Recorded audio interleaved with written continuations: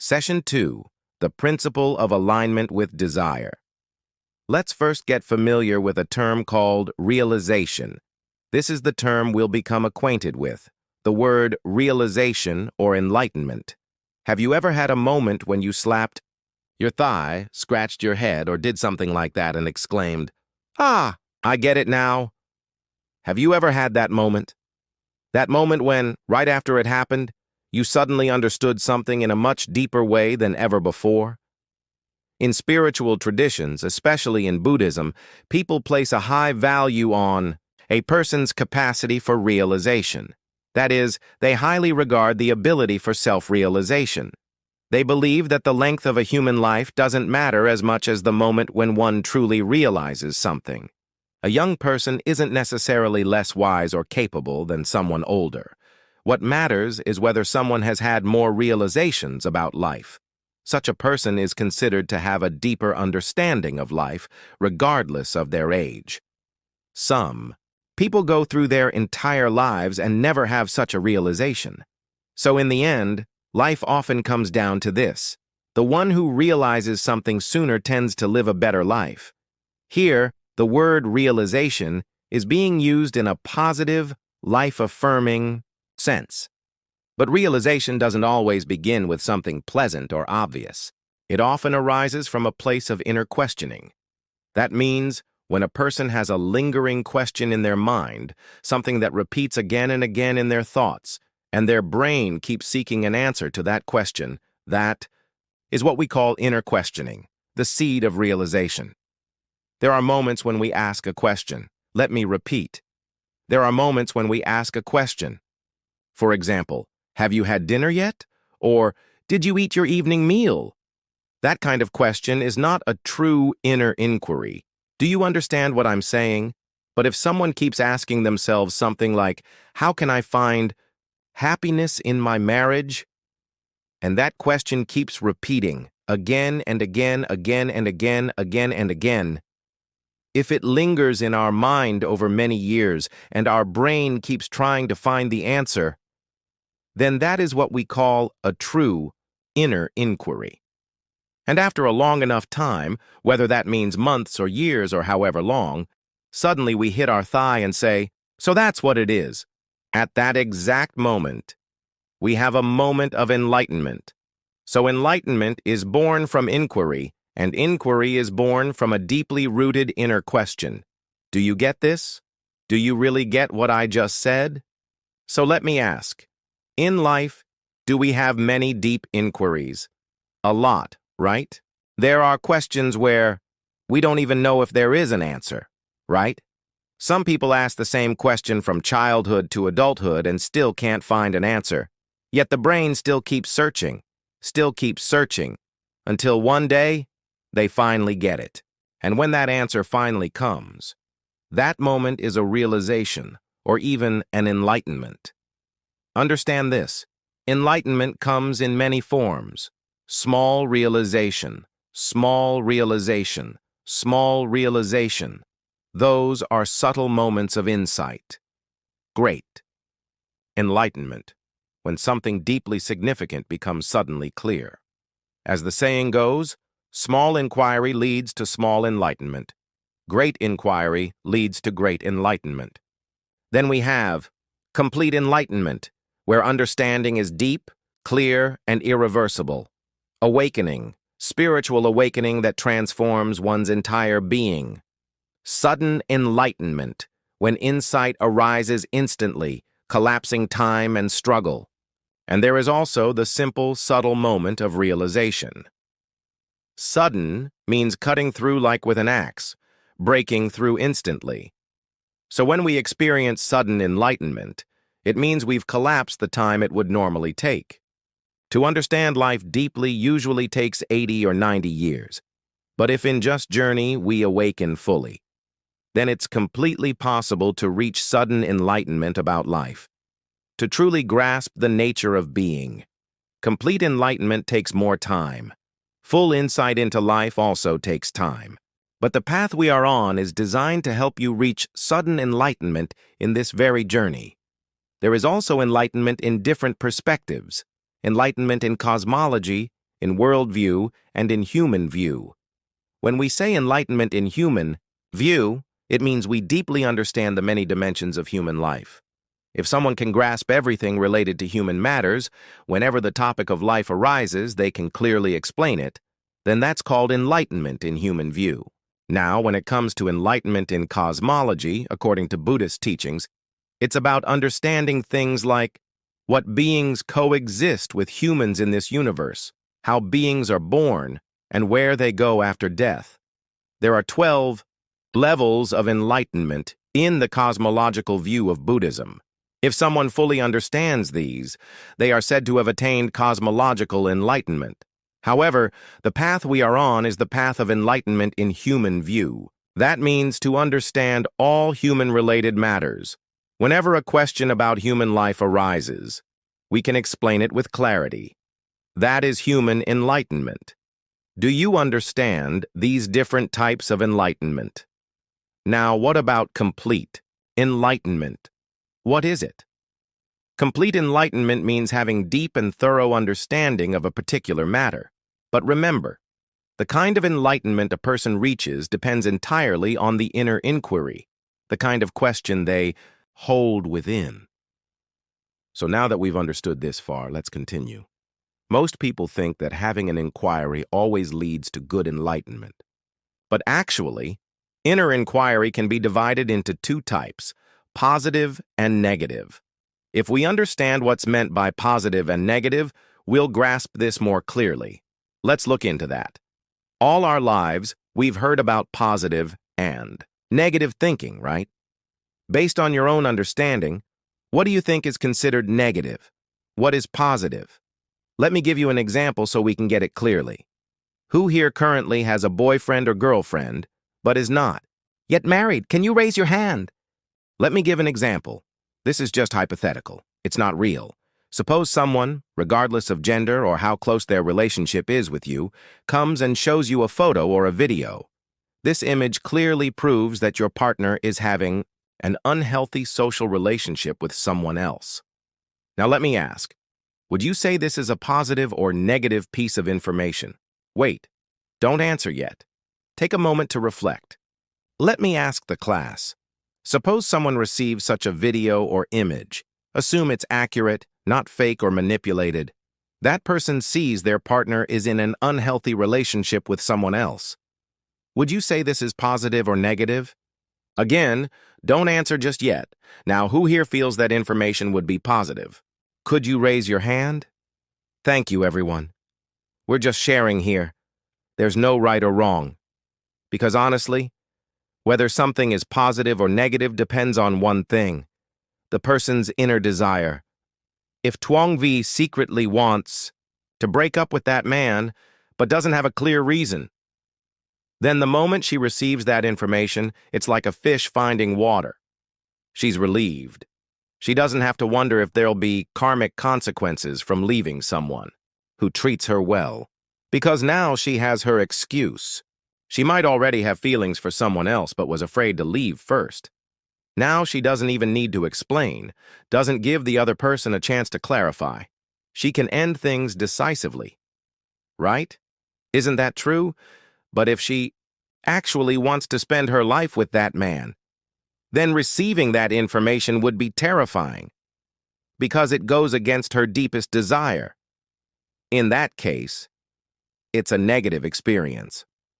So ultimately, it comes down to one thing. Is the information in alignment or against our inner desire?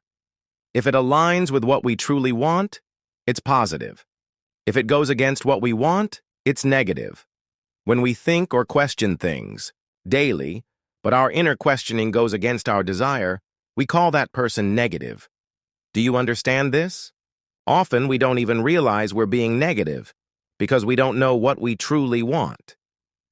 Here's an example.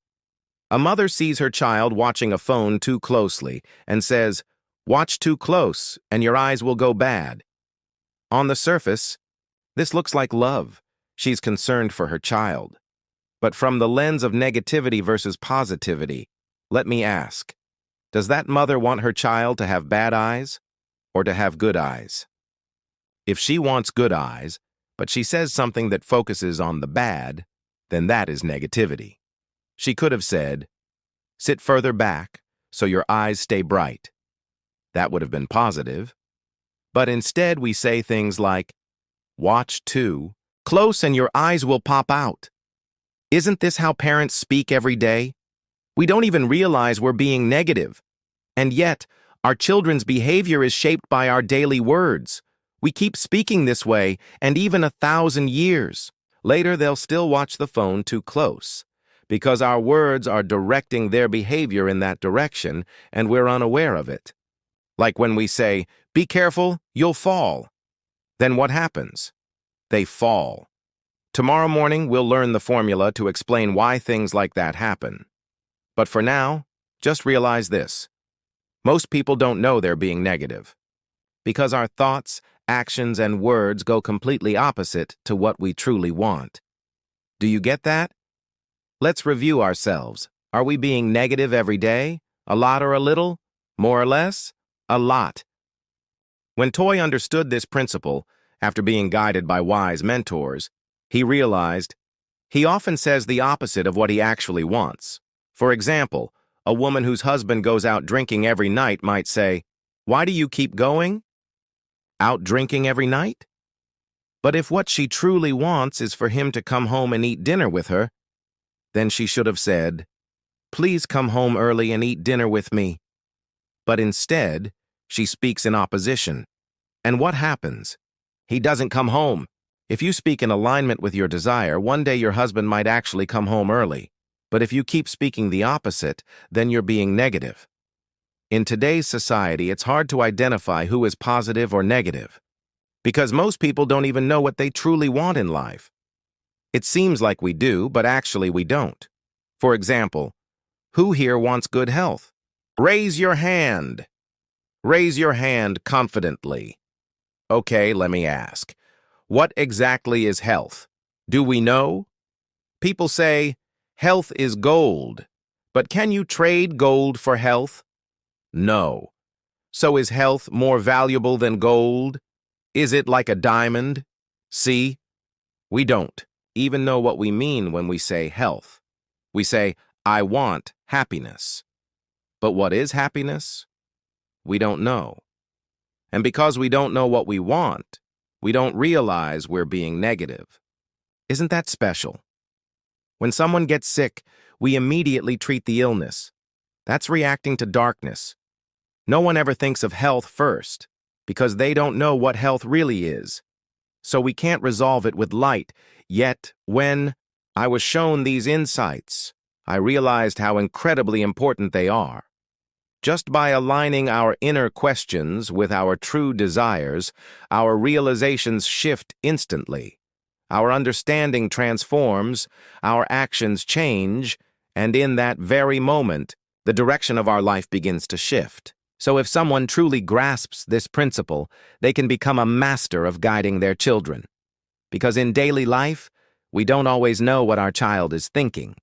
But if we can guide their questions in a direction that aligns with their aspirations, we no longer need to worry about the future of our child. Do you understand this? If each day we generate questions that align with what we truly desire. And here, let me clarify. These desires are good, wholesome, uplifting. They are not malicious desires or harmful intentions. So, if our desires are noble and our questions align with those desires, then our life becomes guided. Living in alignment with this principle, life becomes smooth and beautiful, because positive questioning is already a way of bringing light into our life. Now let's reflect on this. When a person has a realization, they begin to understand. Understanding leads to transformation, and transformation leads to action. So instead of pushing children to act, focus on creating questions that align with what they want. Then their realizations will naturally align, their understanding will grow, and their transformation will flow in a positive direction. We only need to review what questions we are holding inside. And if those questions align with what we truly want, our life will begin to change. You and I may have come from the same starting point, same family, same background. But the I? Questions we ask ourselves determine the course of our life in 3, 5, or 10 years. Even if we both get married, if one person asks negative questions and the other positive ones, one will have a harmonious, joyful marriage. The other will live in emotional turmoil. So in this world, what differentiates us is not our background, but the questions we begin to ask. Do you see this? So if your child is only 7, 8, 9, or 10 years old and already asking positive questions, their life will already start moving in a beautiful direction. Who we are right now doesn't matter as much. What matters is, what are we questioning now? Because that will shape who we become 6 months, 3 years, or 10 years from now. One person may ask, why am I getting older and sicker every day? Another may ask, how can I stay youthful and healthy like I'm 20? Which one will be younger and healthier in a few years? The second one, because they are searching with curiosity, and when they find the answer, they embody it. The other person will only keep asking, why am I sick? And that will only lead to more treatment and more disease. Do you understand this? If someone knows how to ask the right questions to generate life-directing inquiries, that is how we can transform our lives. It means ask the kind of questions that generate meaningful inquiries and truly identify what we want so that our questions align with our desires. My blessing was that many years ago, I was guided to form a question like this.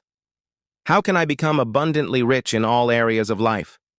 It was around 11 years ago when this question was planted in my heart. Among 4 core life questions that I've carried with me, the first was, how can I live with complete abundance? Second, how can I truly master my life? Third, how can I become more wise, intelligent, insightful, and profound? Fourth, how can I become 9 human archetypes in one? In the days to come, I'll share with you what these 9 archetypes are. But once I asked those 4 questions, especially the one about mastering life, I started discovering. I realized that inner being is the foundation. On top of that comes health, relationships, and then finances. So gradually, by focusing on building the foundation and the pillars, life started to change. All because I asked a different question. Meanwhile, other people might be asking smaller questions like, how can I be good at English? That's a small inquiry. Even if you answer that question and become fluent in English, it doesn't necessarily solve your whole life because it's not foundational. It doesn't define the direction of your life. But if we can ask a big question for our life and find an answer to it, then our life transforms immediately. Do you get that? Different people ask different kinds of questions, and that's what directs each person's life path. So please, help me for a few minutes. Write down 5 questions. Don't worry whether they are positive or negative. Then I'll invite one of you to stand up and read your questions, and I'll help clarify them. Let's take 5 questions. Just write them down. Now I will tell you a story. There was a young man who went in search of a wishing tree. He heard that somewhere deep in the forest there was a tree that would grant wishes. So he searched and searched and searched, but couldn't find it. Eventually, he found a giant tree and sat down to rest under its shade. Suddenly, he thought, I wish I had something to eat. And instantly, food appeared. He didn't even question it. He just ate. Then he thought, I wish I had something to drink. And again, water appeared. He drank. He was full. He was satisfied. Then he thought, wait. Am I in some kind of magical forest? What if there are demons here? The moment he had that thought, a demon appeared, and it ate him. It's a simple story, but the message is profound. Human thoughts are powerful. And while thoughts come and go, questions, inquiries, they stay. A person's dominant questions shape their entire life. So if we can create positive, aligned inquiries, our life changes immediately. But if we let dark, negative inquiries occupy our minds, they too shape our lives in a certain direction. This is an incredibly important principle. If we live in alignment with it, our life can transform deeply. This principle is called the principle of desire-aligned inquiry. Would anyone like to read aloud their 5 life questions? Please raise your hand and come to the mic. Hello, teacher. Hello, everyone. My name is Nuong. I'm currently living in Ho Chi Minh City. Let's give her a big round of applause. So your first question is, how can I become healthy enough to compete in Ironman? So is the desire to be healthy or to do the Ironman race? If the goal is only to do Ironman, you could push through and collapse from exhaustion afterward. So is the real desire to be healthy? Then we clarify. Is your true desire to be healthy or just to finish the race? To be healthy. And do you have a clear definition of what healthy means for you? Yes, I do. Can you specify? First is mental health, second is social health, third is physical health. Right, physical health. What physical capacity are you aiming for? I'm not entirely sure, but I know Ironman requires 8 continuous hours of swimming, biking, and running. If you reach the finish line in under 8 hours, you receive an Ironman medal. Well, a half Ironman. The full Ironman is double that. 3.8 kilometers swim, 180 kilometers cycling, and a 42-kilometer marathon. Half Ironman is 1.9 kilometers swimming, 90 kilometers cycling, and 21 kilometers running within 8 hours. That's the physical fitness standard. So your desire is to reach that level of fitness? Yes, I understand that. Then we break it down. Physical strength, endurance, flexibility, balance, speed. Add to that your mental and social health, and you've got your definition of wellness. And when do you want to do this? Our organization sends participants to Ironman every May and November. Last year, we had over 200 participants, and over 90% earned medals. This year, we're aiming for 500 people to join Ironman. So if you want to join in May, you need to start now. If not, aim for next November. With WIT's inner work training and physical preparation, many qualify within 3 months, if no chronic illness is present. So your question helps define a standard. Mental health, social health, physical performance, defined and measurable. How much do you desire this? Very much. Why do you want to do Ironman? Because I used to be very average physically and I want a breakthrough.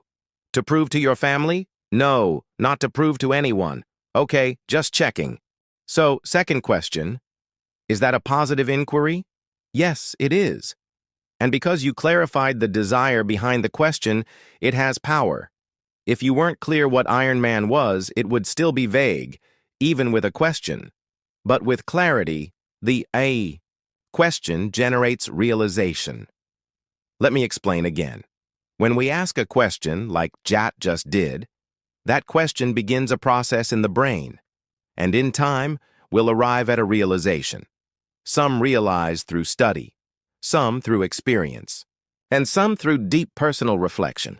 Those who realize through contemplation are deeply refined, but most realize through life's lessons.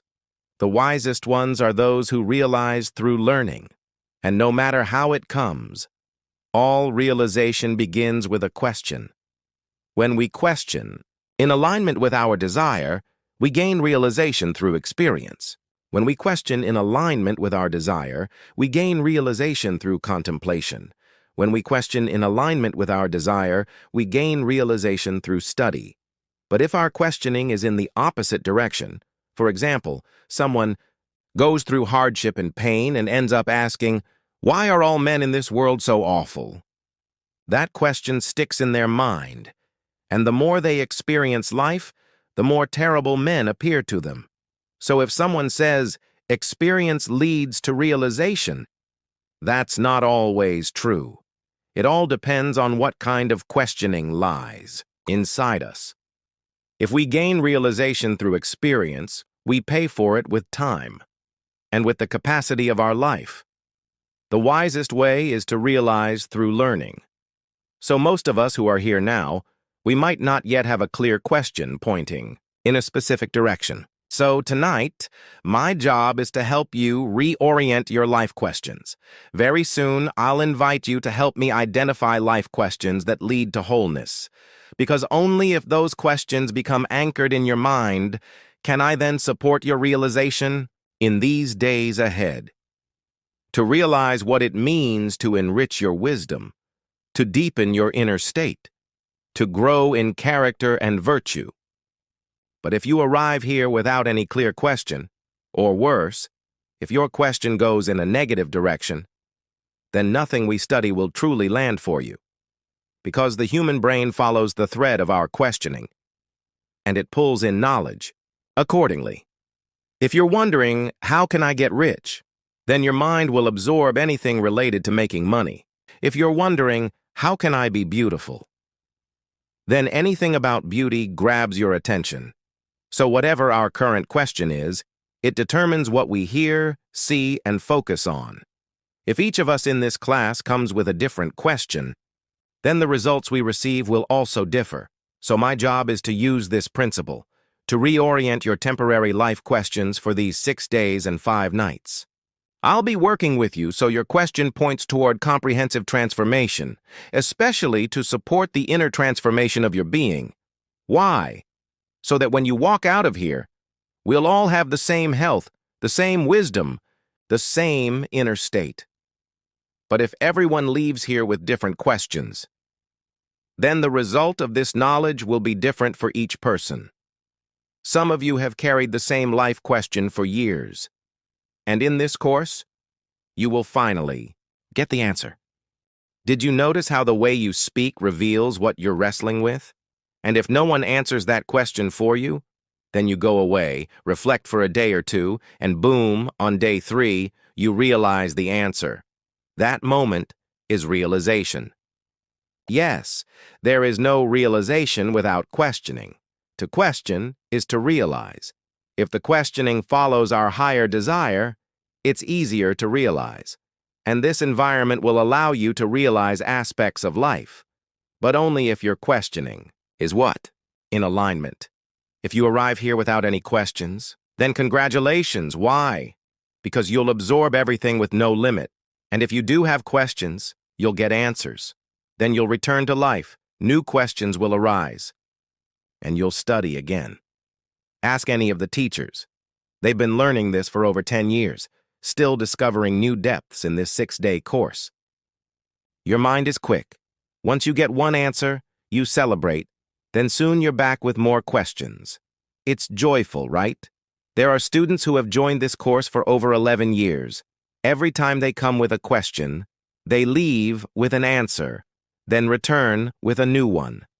But if someone comes here with no question, they will absorb it all at once. And right after they understand, they no longer have any questions. But transformation still continues. That's the next layer of learning. I hope someone here reaches that soon. My own blessing was that I had a single question. How do I master my life? Then over time, that question dissolved. And gradually, realization about life opened up. No more small, fragmented questions. We'll go deeper into this in the coming days. So now, do you understand this principle? Please take a moment to help me. Whenever you have free time, use this principle to guide your children. If they can be guided by this principle, their lives will naturally change. Try sitting down to talk with someone whose life is in difficulty. Most of their questions are negative. Just ask them, what do you truly desire? And if you understand what they are really questioning, you can predict their future. That is how personal development masters predict a person's future. Usually, people will say their desires in vague terms, and their questions aren't specific either. But now, tonight, we know this principle. We know how it affects our transformation. So please help me write down one thing. How can I enter wholeness? And how can I help my loved ones do the same? To enter wholeness, to help others enter wholeness. And then, how can they help their loved ones enter wholeness? If we can do these 3 things, isn't that amazing? Write down what you can now, then read it again. Toan is always delighted to hear. So, first question, how can I enter wholeness? We now understand what wholeness means, right? Positive questions are usually focused on finding solutions. Negative questions are mostly about finding blame. Second question, how can I help my loved ones enter wholeness? This is the smallest group Tuan has taught. How lovely. With fewer students, I can recognize every face. Third question, how can I help my loved ones help their loved ones enter wholeness? Let's call them loved ones, not relatives we dislike. Now visualize this. In every home, there is a most important place. Where do we store our most precious items? If you have a safe or a secret hiding spot, that place holds our most valuable things. Papers, gold, land deeds. We all agree that place is sacred. Would anyone ever put garbage in that safe? Of course not. Only someone not right in the mind would do that. Now apply that to yourself. What is the most valuable place in your body? Your brain. It holds everything. So shouldn't we only put valuable things there? But in daily life, negativity is like trash. Yet we keep putting trash in there. If it's not us dumping it in, it's our spouse, our kids, our neighbors. Only the light can purify it. Only the principle of light can clean it out. Every day, trash gets dumped on us. If we don't do it ourselves, someone else will. Our spouse, our kids. Every day, negative thoughts fill our minds. Only when we understand this principle and align our questions with it can we stop letting that trash in. Otherwise, there's no way to stop the negativity. Darkness won't get in because your questions are now aligned. If your question is about living in wholeness, then you will naturally become rich in wisdom, in presence, in spirit. When the light of presence arises, gratitude replaces resentment. Compassion dissolves anger. Joy overcomes suffering.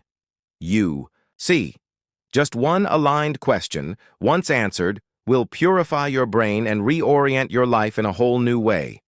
This principle may not seem lofty, but it powerfully redirects your life. So now we can start by reframing our usual questions. Let's say someone has a stomach issue. They might ask, how can I cure my stomach problem? But the truth is, while we know many things about stomach illness, we don't really know what a healthy stomach means. Same with the liver. There are countless descriptions of liver disease online, but very few people truly know what a healthy liver is. Do you get what I mean? Most of the information we receive these days is actually harmful to the things we want. So every day, we are absorbing a lot of negativity into our minds. Let me borrow this principle to expand on something important. Once we begin to ask questions aligned with what we desire, and these questions are questions of light, then each time we find an answer, a bit of darkness in our mind disappears, and our lives start to change on their own. At first, when we just form the question, nothing might happen right away, because we haven't had a realization yet. But once realization comes, transformation follows. So please help me create this question. How can I live in complete abundance? Especially in the coming days, let's focus on this. How can I dematerialize myself?